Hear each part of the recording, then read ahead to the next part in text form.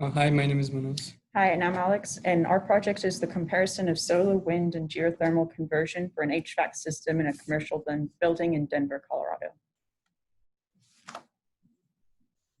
So today we're going to go over our introduction, which includes our motivation and objective for this project.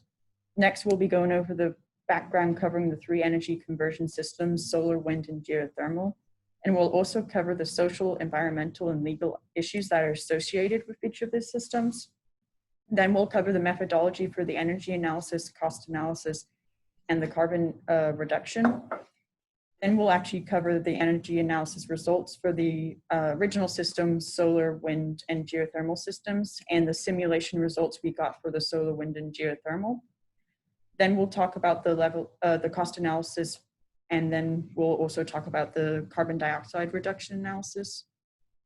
And then finally, we'll conclude with which system is best to replace the natural gas one. So currently in Denver, 50% of the green gas emissions are emitted from commercial buildings, and the Denver Climate Action Task Force has adopted a goal of reducing these greenhouse gas emissions community-wide by 40% by 2025. So to help achieve this goal, HVAC systems in commercial buildings can be redesigned to help reduce the emissions being produced. So our objectives for this project were to determine how much energy consumption an HVAC system consumes in a commercial building and compare it to a solar, wind, and geothermal system. Next was to run simulations to evaluate these systems.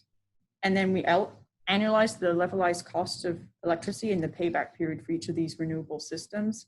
And then lastly, we assessed the reduction in the greenhouse gas emission in comparison to the original system. So the first system we're going to compare is the solar energy system. So solar is a renewable form of energy and it's available for free in nature. It converts the irradiance from the sun to energy using the photovoltaic cells. And it can be used in two ways. So it can either be used to heat a fluid like air and water and transfer that heat into the space. And it can also be used to produce electricity. There are three main types of solar panels, the monocrystalline, polycrystalline, and thin film. So in our project, we're going to be using the monocrystalline. So the second system we're going to compare is the wind energy system. So like solar, wind is also a renewable form of energy. And it is also very cost competitive with the natural gas system. So wind turbines convert wind energy into electricity, so which can be used for empowering homes. So since we are assuming our project to be in Denver, Colorado, so Colorado has tremendous potential for wind energy. So as it was ranked 7th in the nation in 2016.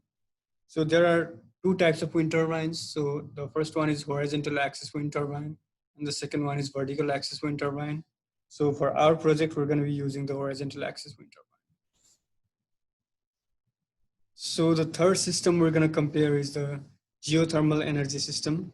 So geothermal is the heat from below the Earth's surface, which can be used for heating using the geothermal heat pumps. So the annual savings from the geothermal system can be as high as 18% as compared to the natural gas system. And there are two types of geothermal systems. The first one is horizontal ground loop, so which is mostly used in rural areas, so as it requires a lot of land space. So the second one is the vertical ground loop, which is mostly used in urban areas as it requires less space. So for our project, we're going to be using the vertical ground loop. So there are social environmental considerations that need to be accounted for each of these systems. So for solar, there is hazardous materials. So chemicals such as nitrotrifluoride and sulfur hexafluoride have actually been traced back to the production of these solar panels. And the disposal of these panels can also be bad for the environment if they're damaged after decommission, as the hazardous materials can leak into the ground. And then solar panel farms require a lot of land to produce enough energy. And this land can't really be used for anything else once the solar panels are in place. And they also use a lot of water for the cleaning of the solar panels to ensure that they're efficient, but that also takes away from water use that could be used for other things. So for wind energies, the wind turbine can actually cause wildlife endangerment and habitat destruction. So birds and bats can be killed by the turbine blades, and the turbines also affect the migration routes of animals, which can cause them to die due to lack of food and energy once they take that deviated route. And the disposal of turbines is also a really big issue. So 90% of the turbines can be recycled. However, the blades cannot, and they actually have to be disposed of in a special landfill, and they obviously take up a lot of space. And then lastly, there's housing prices decrease as people don't really like the look of turbines. They think they just look ugly. And then there's also the sound and vibration issues that come with these turbines. If they don't have enough insulation, people get very annoyed with the sounds and vibrations they can hear. And then for geothermal energy, there's a lot of potential for ground sinking when water and steam is removed from the ground for these systems. And these geothermal plants and pumps are normally located near faults or hotspots, which are extremely prone to instability, and drilling in these areas could increase the risk of earthquakes. And then lastly, you have to really consider the air emissions. So open loop systems can emit hydrogen sulfide and carbon dioxide. And once in the atmosphere, the hydrogen sulfide actually turns into sulfur dioxide, which is basically causes acid rain. And this can be avoided by using a closed loop system, but if you have that open loop, it's always an issue. So next we have the legal issues for each of these systems. So for solar energy, there's actually financial incentives that are given to people who decide to switch to the cleaner energy system to help mitigate the capital costs. And there's also energy regulations that have to be taken into account when generating this solar electricity, because if it has to go through a third party or if the system is connected to the grid, you have to work out how it's actually going to work. And then for wind energy, there's a lot of regulations on how close the wind turbine can be to homes in the United States. And it varies depending on state, and it can be between 300 and 1,000 meters. And there's also sound limits, so the turbines aren't disturbing people in the area. And then there's also the biggest issue, which is downwind disturbances. And this is like a huge issue when the turbines are in the same area. So basically after the turbine, the wind speed decreases, which would affect the next person downstream from the original one. So if you have a lot of wind turbines in the same area, you could be affecting the person next to you. And then lastly, there's permits needed for disposal of the turbine blades, as they take up a lot of space in the landfills. And then for geothermal energy, there's leasing and permits that are needed as you'll be like digging, drilling, and installing equipment into the ground. And then you also have to take into consideration the groundwater regulations, as you can't be putting harmful pollutants back into the groundwater after it's being used. So this is a brief overview of our methodology. So we found that the total baseline energy use was 55,424 kilowatt hours.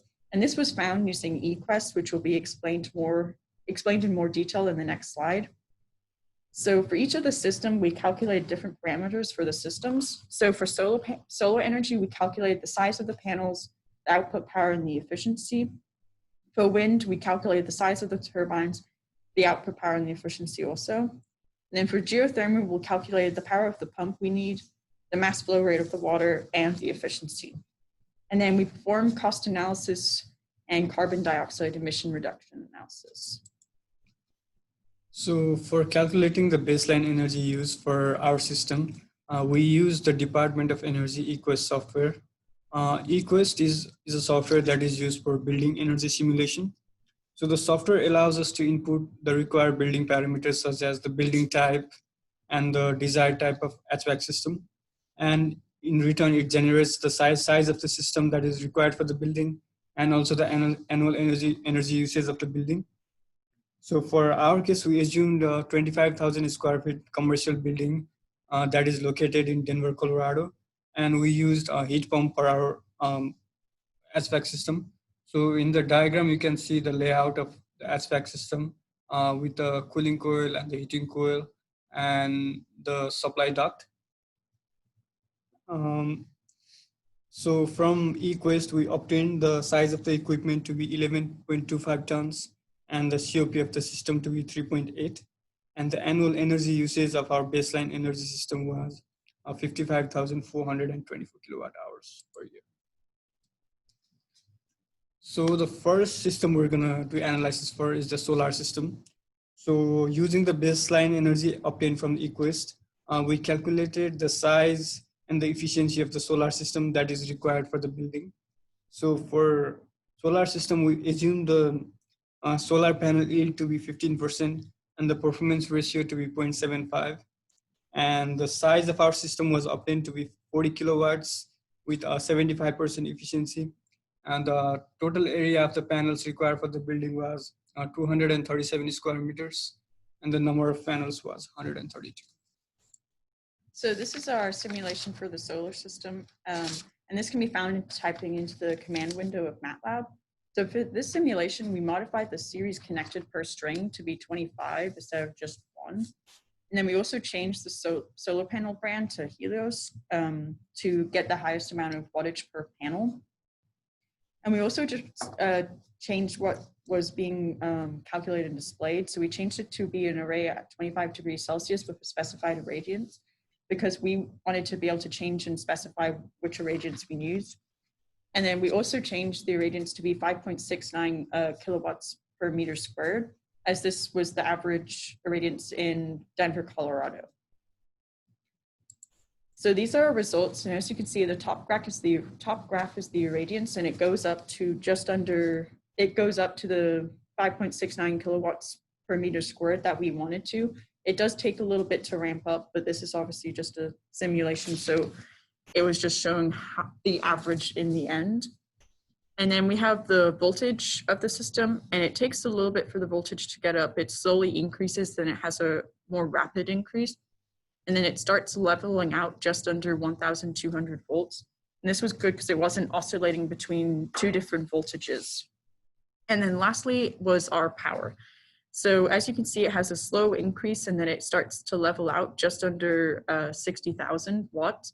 This is a little bit more than what we needed, but it's better to be over the expected value, as it's not always going to be 5.69 kilowatts per meter squared irradiance in Denver. It's going to vary throughout the year. So this actually gives us a little bit of wiggle room if it wasn't as sunny. So the second system we're going to do analysis for is the wind energy system. And so by using the same baseline energy for natural gas, we calculated the size of the system and the output of the system that is required for the building. So we assume the capacity factor to be 0.4. So the capacity factor is the ratio of the average output and the maximum output of the wind energy system. So we also assume the average wind speed in Denver, Colorado to be 5.5 meters per second. And from our assumptions, we calculated the output of the system to be 15.81 kilowatts and the size of the wind blades to be 22 meters. So this is the Simulink model for our wind system, which can be downloaded from the MATLAB website. So for this system, we modified the wind speed to match our value of 5.5 meters per second. And then we also changed the pitch angle. It was originally 45 degrees, and after testing out different angles, we found that 35.5 gave us the best, 35.7, sorry, gave us the best results. And we also changed the nominal power in this block here also to give us the best results. So this is our results of the wind turbine simulation. And as you can see, it has like a slightly weird ramp up as it goes along. And this is basically because it was done on different levels. So it slowly ramped up to the 5.5 meters per second. And the key point is this very last section here. So this oscillating effect. So basically the ideal wind turbine has an increase and then it levels out at the level. As you can see, ours does that too. It increases and then it starts to level out. And it's just over 2,000 watts. This obviously isn't enough for our system. So we'd obviously have to have more than one wind turbine to produce enough power to make the system work for our commercial building. So the last system for our analysis is the geothermal system. So for this system, we did calculations for the pump power and the mass flow rate of water required for the geothermal system.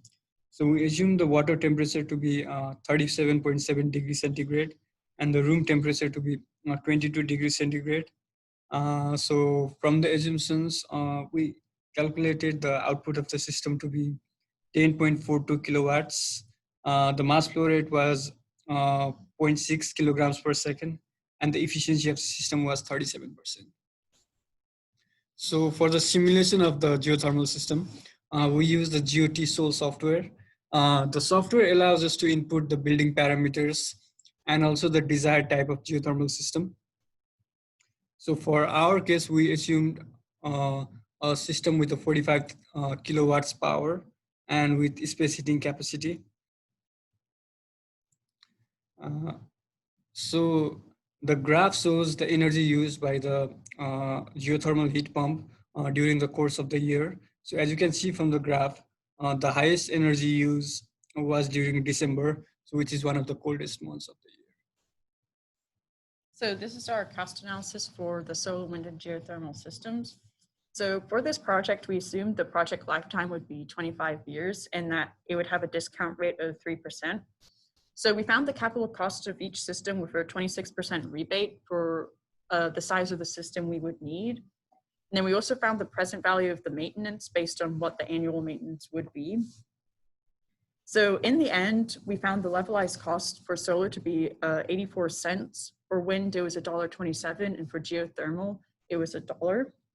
And then the payback period for solar was 17.9 years, wind was approximately 33.1, and geothermal was 18.6. So obviously from the cost analysis, it would be more cost effective and friendlier to use the solar system. So the last comparison we're going to do for our systems is the carbon reduction. So we found the carbon produced by each of our system and compared that emission with our baseline energy system, which is the natural gas system. So the natural gas system produced about 26 megagrams of carbon dioxide per year, which is significantly higher from the rest of the systems. So among the three systems, the highest reduction was from the wind system, which was about 25.10 megagrams per year.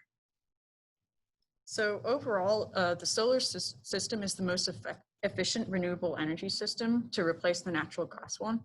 It also had the highest, the lowest levelized cost and payback period.